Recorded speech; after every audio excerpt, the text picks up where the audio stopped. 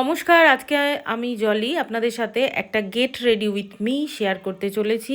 আমি যাব একটা অন্নপ্রাশন বাড়িতে, নিমন্ত্রণ রয়েছে সেখানে, আর ওকেশনটা হলো রাত্রেবেলা।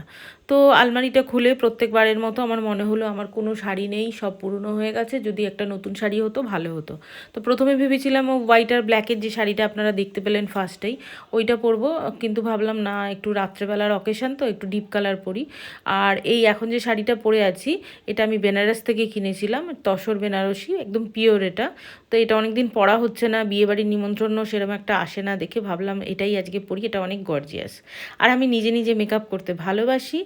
আর যেসব প্রসিডিওরে মেকআপ হয় ইউটিউব দেখে দেখে শিখেছি, সেগুলোই করি আর কি।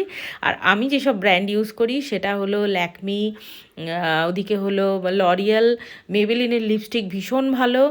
আর ওদিকে আরেকটা হলো আইব্রো পেন্সিল, যেটা ওটার নাম হলো ফেসেস কানাডার আইব্রো পেন্সিল, খুব ভালো। আর এই যে দেখুন রেনির এই পাউডারি পাফটা খুব ভালো, আমরা সিঁদুর পরতে পরতে সিঁতির জায়গাটা ফাঁকা হয়ে যায়, ওখানে পাফ করলে না খুব সুন্দর একদম চুলের সাথে মিশে যায়।